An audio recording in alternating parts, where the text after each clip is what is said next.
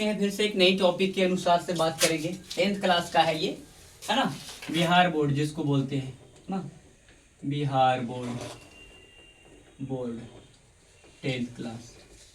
और ये सभी क्लास के लिए काम आएगा, एक ही पर्सनल के लिए नहीं है ना। देखिए एनसीईआरटी बुक का है ये, एनसीईआरटी बुक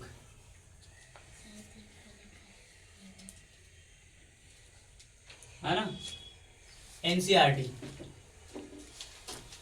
अब इसमें कुछ देखेंगे, जो चैप्टर का नाम है शिक्षा और संस्कृति, जो महात्मा गांधी के द्वारा लिखा गया था, है ना।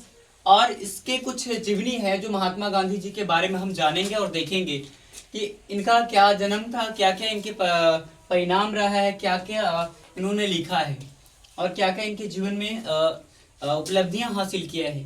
तो चलिए, जो कि ये चैप्टर है हम दिखाएंगे आप लोग को। ये 10th क्लास का ही बुक है, हिंदी। यहाँ पे देखिए दिख रहा होगा शिक्षा और संस्कृति, और इसी टॉपिक के प्रति इसका निचोड़ हम यहाँ पर लिखे हैं। तो कहता है महात्मा गांधी जी का जन्म जो है 2 अक्टूबर 1800 है ना 69 ईस्वी को हुआ था। बहुत से बच्चे 69 59 वे कंफ्यूज भी हो जाते हैं पढ़ने में, इसलिए देख लीजिएगा ध्यान से, है ना। आप देखिए जन्म स्थल जो है ना, पोरबंदर गुजरात में हुआ। अब एक जगह था, पोरबंदर कैसा है, मतलब पोरबंदर का मतलब नया वर्जन तो नहीं है ना, अरे नहीं, इस जगह का नाम है पोरबंदर, मतलब पोरबंदर गुजरात। जन्म हुआ और उनका पिता का नाम था करमचंद गांधी, है ना, करमचंद गांधी। और माता का नाम है ना पुतली बाई।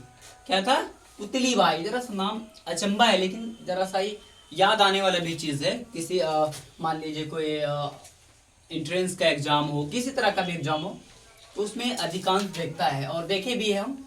आरंभिक शिक्षा के लिए उन्होंने कहाँ कहाँ गए थे, पहले देखेंगे। आरंभिक शिक्षा मतलब शुरुआत की जो पढ़ाई होता है 0 लेवल से, वो पोरबंदर और उसके आसपास में उनके गांव में ही होता है। किसी भी बच्चा को उनके गांव में ही करवाया जाता है।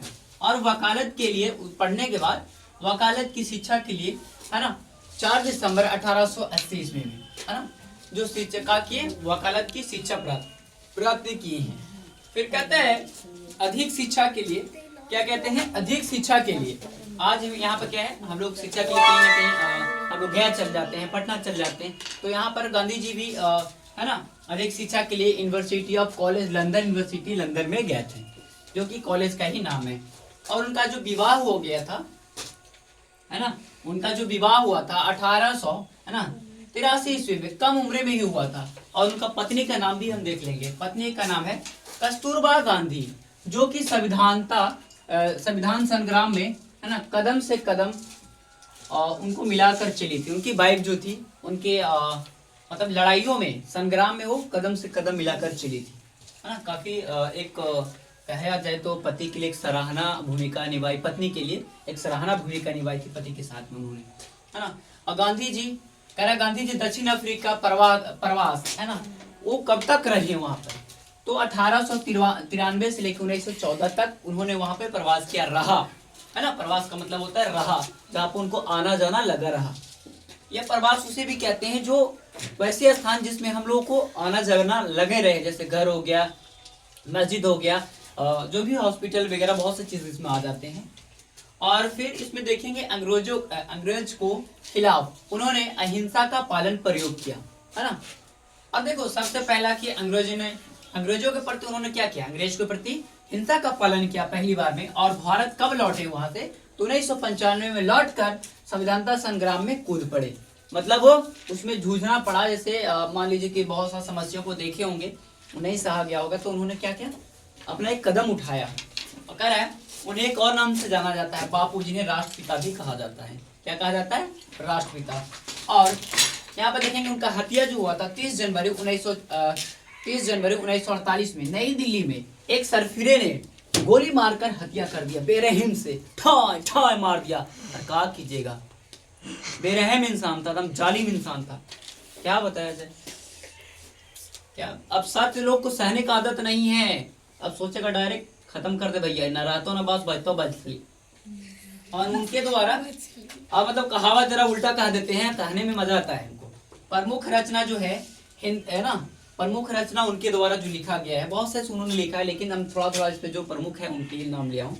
हिंसवारवाद, आत्मकथा, स्वच्छता की कुंजी, गीता माता, है ना, आश्रम की निष्ठादान, ये आदि चीज़ों में लिखा है उन्होंने, और काफ़ी चीज़ों को लिखा है। और देखेंगे अगर वीडियो अच्छा लगता है तो आप लोग इसको और भी बताएंगे इस चीज़ के बारे में। संस्कृति और शिक्षा का क्या अर्थ होता है? शिक्षा का अर्थ होता है कि मतलब पढ़ना, कमाना, है ना। पढ़ना तो पढ़ लिए, ठीक है।